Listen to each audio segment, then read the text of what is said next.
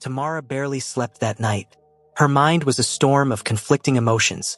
Fear, anger, confusion, and an unignorable awareness of Jesu's constant presence. Even though he hadn't crossed the line, even though he had respected her space, the weight of his protective gaze lingered like a shadow across the room. She woke to the soft hum of the air conditioner and the muted glow of the city lights. The safe house was silent, eerily so, and for a moment she thought she might be imagining things. Then she noticed it. A faint creak in the hallway, the subtle sound of someone moving outside the door. Her heart thumped violently in her chest. She froze, unsure whether to scream or stay quiet. Every cell in her body screamed danger, and yet she didn't feel panic in the usual way. It was a sharp, cold edge, fear mixed with an adrenaline she hadn't felt since arriving in Korea.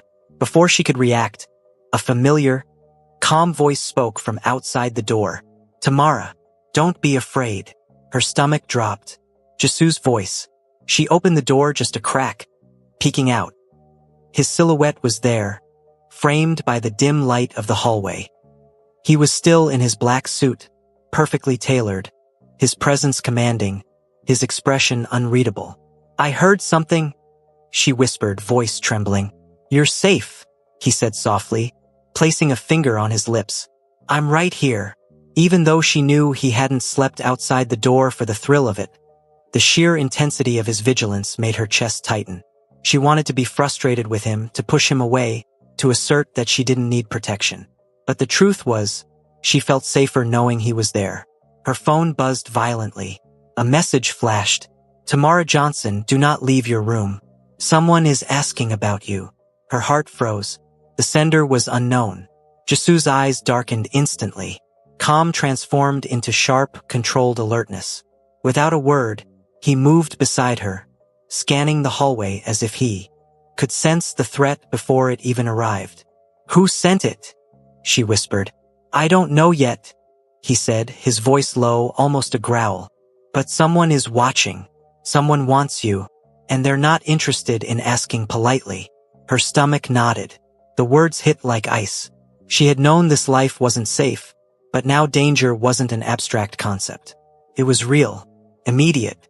Her baby and she were at risk, and the man who had been so distant the night before was now the only one between her and the unknown threat.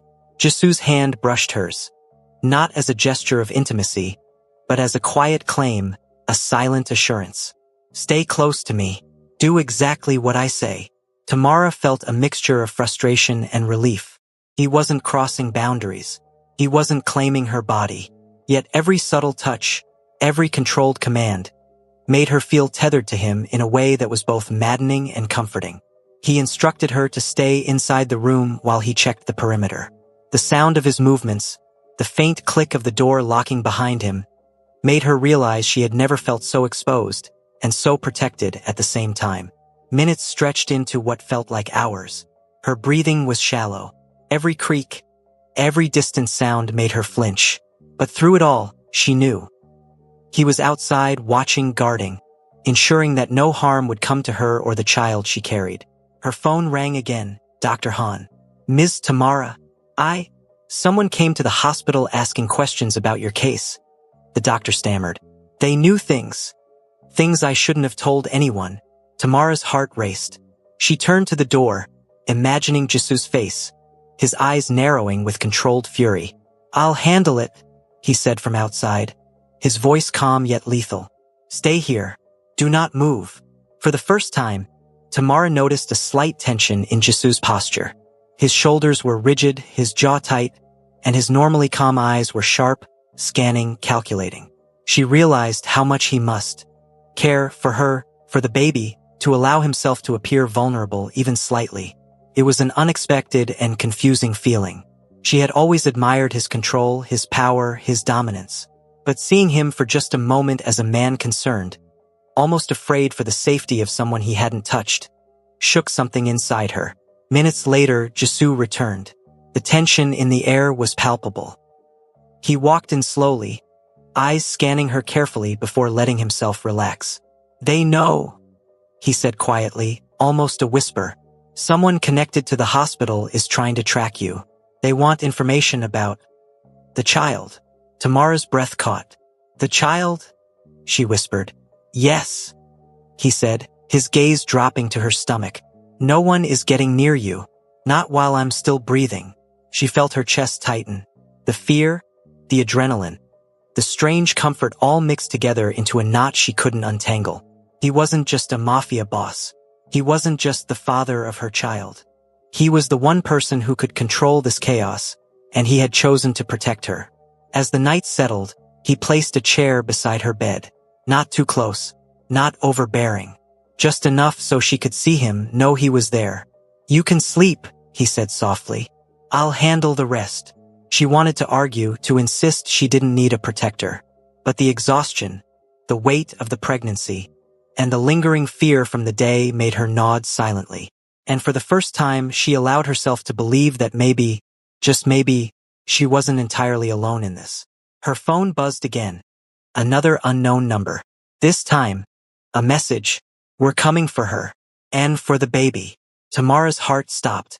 The reality of her situation.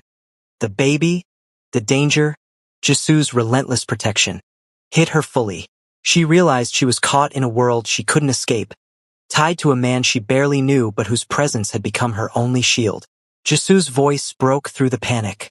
Tamara, stay calm. I'll fix everything.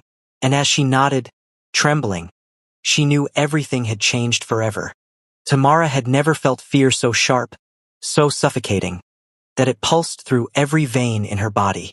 The safe house, which had felt like a fortress the night before, now seemed too fragile, too small to hold her and the child growing inside her. Every creak, every whisper of wind against the walls made her flinch. She sat on the edge of the bed, hands pressed to her stomach, trying to steady her racing heart. She could still feel Jisoo's presence from the night before. The way he had stayed outside her door, silent but alert, protecting her without ever overstepping boundaries. That thought brought a strange mixture of warmth and frustration. She didn't want to feel safe because of him, but she couldn't help it. Her phone buzzed again, breaking her thoughts. She froze, recognizing the unknown number. Her fingers trembled as she read the message. We're almost there. Panic coiled tightly in her chest. She looked toward the door instinctively, half expecting someone to appear. But before she could react, a calm, low voice cut through the tension. Tamara, stay calm. Do exactly as I say. Jisoo stepped into the room, his presence immediately filling the space with authority. He didn't approach too close, he never did. But the intensity in his gaze was enough to silence her fears for a moment. Tamara's breath caught. They're coming? Yes, Jisoo said, voice low, steady. But they won't get near you. Not while I'm breathing. He moved to the door and pressed a hand against it, feeling for vibrations, listening for movement outside. Then he whispered, They're skilled. They won't make a sound until it's too late. I need you to stay here, locked. Do not open the door for anyone. She nodded, swallowing hard. The reality of her situation hit her like a wave. She wasn't just pregnant. She was a target. And the only person who could protect her was a man she barely knew. A man who had once terrified her with his presence, but now filled her with a strange sense of security. Suddenly, the faint sound of a lock clicking echoed in the hallway. Tamara's heart froze. She pressed herself to the floor, hands over her stomach, trying to remain invisible. Jisoo moved like a shadow, silent, lethal. He was at the door in an instant, listening, calculating. A muffled voice tried to speak through the door. A demand, a threat, an attempt at intimidation. They're professionals, Jisoo whispered to her, barely moving his lips. Stay down. Don't make a sound. Trust me. The tension was suffocating. Every second stretched, every heartbeat loud enough to echo in her ears. She could hear the faint scuffle of movement outside, the whisper of fabric against walls, the subtle creak of footsteps. Then Jisoo's voice cut through again, sharp and commanding. Go away, now, or leave the hospital files behind. A pause, a threat, silence, and then retreat. The intruders knew he would outmatch them. Tamara remained on the floor, trembling, long after the sounds had faded. She felt numb, yet alive in a way that terrified her. She looked at Jisoo, who had returned to her side, his expression calm but unreadable. You saved me," she whispered. Her voice cracked. "I didn't save you," he corrected softly. "I protected what belongs to me." She froze. The words hit her in a way that made her stomach twist. She didn't belong to him, yet the baby did. And somehow that bond felt more real, more permanent than anything she had ever known. The adrenaline slowly faded, leaving Tamara shaking, exhausted, and emotionally raw. Jisoo moved a chair closer to her, sitting nearby, giving her space but not leaving her entirely. "You can rest," he said quietly. "I'll handle everything outside." She wanted to argue, to insist she didn't need him, but the exhaustion of the day, the pregnancy, the fear, it all overwhelmed her. She nodded silently, letting herself lean back against the wall, and for a brief moment, she allowed herself to relax. As she rested, she couldn't help but notice the small things about him. The way his eyes softened when he watched her, the subtle care in the way he kept watch, the controlled power that radiated from him even in moments of calm. Her emotions twisted in a confusing knot. She hated him for terrifying her. She resented him for making her feel safe. And yet, she couldn't deny the warmth that spread through her chest whenever he was near. She pressed a hand to her stomach. Her baby, her life, all of it tied to this man who both frightened and fascinated her. Suddenly, her phone buzzed again. Another message from an unknown number. "We're not done. We'll come back. You can't hide forever." Tamara's chest tightened. The reality of her situation, the danger, the pregnancy, Jisoo's relentless protection, hit her fully. She realized that her life was now a delicate balance of fear, desire, and trust in a man she barely understood but couldn't escape. Jisoo's voice cut through the panic. "Tamara, do not worry, they're just trying to get you scared." Her eyes met his. He wasn't just a man. He wasn't just the father of her child. He was her shield, her danger, her world, and the only one who could navigate the chaos closing in around them. And she knew, deep down, that the storm outside the door was only the beginning. The city lights of Seoul stretched endlessly below them as Tamara stared out the sleek black SUV's window. The buildings glimmered like a sea of stars, but she barely noticed. Her thoughts were tangled, fear, relief, and that confusing warmth whenever Jisoo's presence loomed nearby. He didn't speak much on the ride, only instructions. "Keep your seatbelt on," he said, "and do not look out of the window too long. We don't want to be seen." Tamara nodded, gripping her handbag tightly in her lap. Her pulse still raced from the events of the past week. The hospital incident, the threatening messages, the sudden awareness that she carried his child. Every moment had been a whirlwind, and yet, paradoxically, she felt calmer knowing Jisoo was in control. When the car finally stopped, they were on the top floor of a modern skyscraper.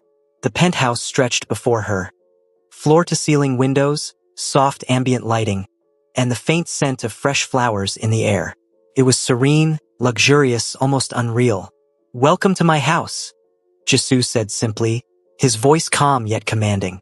Tamara stepped out of the car, eyes wide. She had seen luxury before, but this felt untouchable, untethered from the world. It was a safe haven, and for the first time since the hospital incident, she felt the tight knot of panic in her chest loosen slightly. Jisoo guided her inside, placing a gentle hand near her elbow. Not touching, not intrusive, but protective. Every movement he made was deliberate, calculated, and respectful. He showed her to her bedroom. Soft bedding, calming lighting, everything she could need. I don't need all this," she whispered, overwhelmed. "You do," he said softly. "For now, this is where you stay, where you're more safe." Jisoo moved around the penthouse like a shadow, checking locks, security cameras, and encrypted messages on his phone. Tamara watched him, captivated by the way he carried authority effortlessly. He wasn't loud or brash.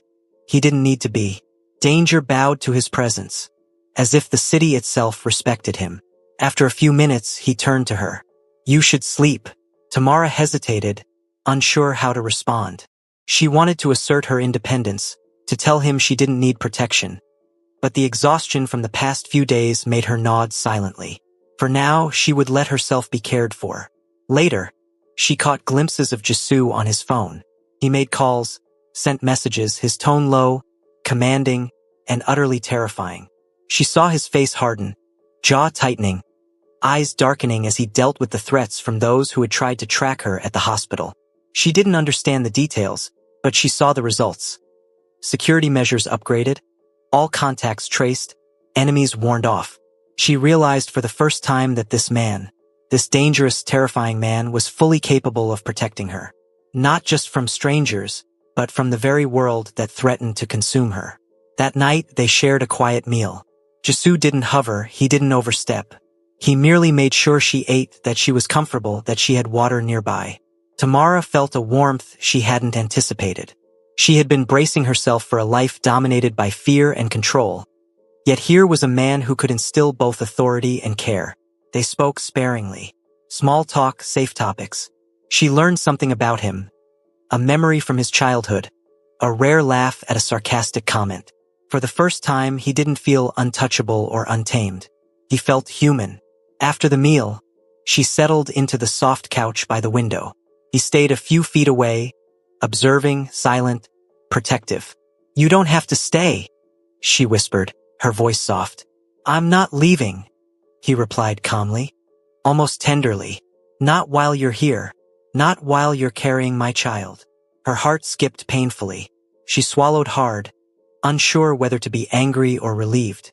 Later, as she rested, she felt a subtle movement in her belly. The baby. Her hand instinctively went there, and she gasped softly. Jisoo noticed instantly, moving closer, but still careful not to invade her space. "Feeling it?" he asked quietly. "Yes," she whispered. It's alive. I can feel it." He nodded, expression softening for just a moment. "Good. You and the baby are safe now." Tamara looked at him, the words stirring something inside her that she didn't yet understand.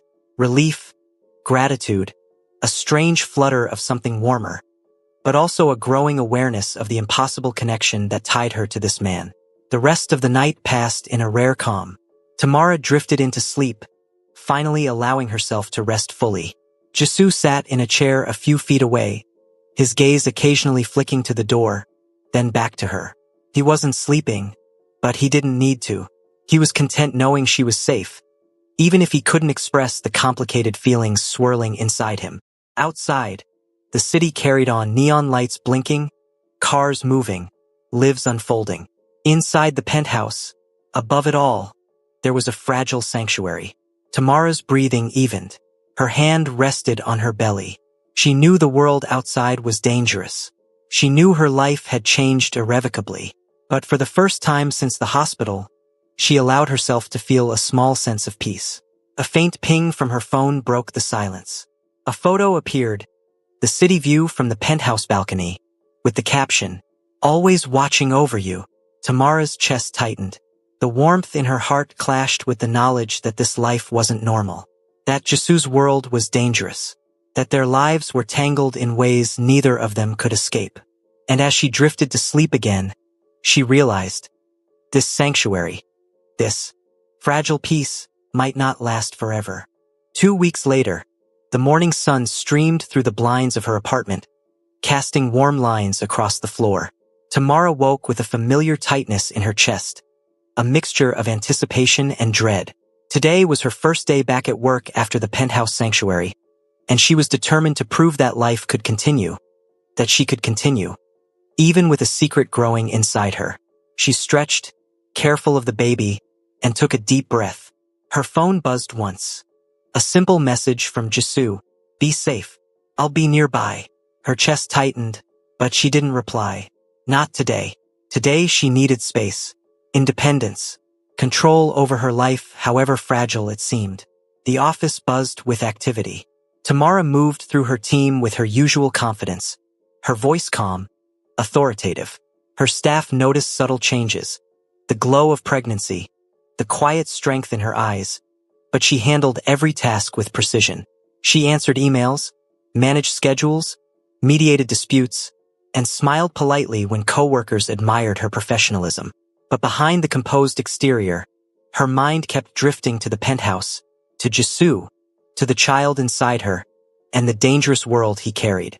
She forced herself to focus. She was Tamara Johnson.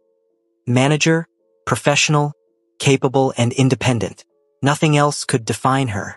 The workday ended, but as she stepped into the quiet street, she sensed him immediately. Jisoo stood across the sidewalk, leaning casually against a sleek black car, his presence impossible to ignore. "Tamara," he said softly, his voice carrying both warmth and something darker, more intimate. She froze. Her heart raced. She wanted to run, to hide, to escape the magnetism of a man she shouldn't feel anything for. Yet here he was, calm, collected, protective, and impossible to ignore. "Don't," she said, her voice shaking. "Don't come near me." He raised a brow but didn't step closer. "I'm not going to hurt you. You don't understand," she snapped, stepping back instinctively. I can't be around you. I won't. It's too much. It's dangerous. For the baby, for me. I can't live like this. Under your shadow, your world, your protection." Her words came out in a rush, harsh and trembling. She swallowed, fighting tears, but they came anyway. Jisoo's expression softened slightly, but there was a quiet, heartbreaking weight in his eyes. "Tamara," he said gently, "I'm not leaving. Not until I know you're safe." "I don't want your protection," she cried, her voice breaking. I want my life back. My choices. My space. I can't live in your world." He looked at her, silent for a long moment. Then he nodded slowly.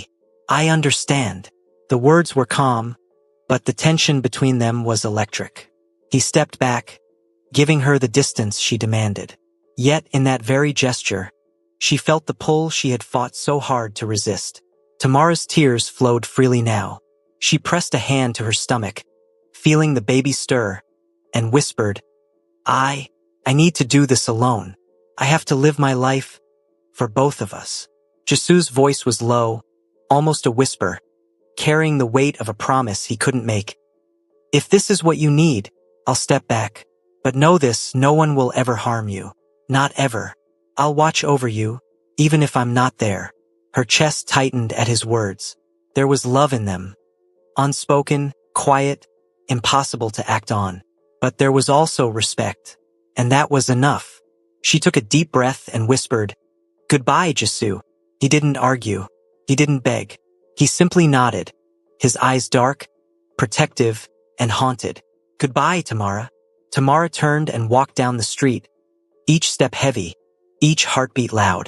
She glanced back once and saw him standing there, still watching, still silent. The city felt different now, sharper, colder, but somehow brighter too.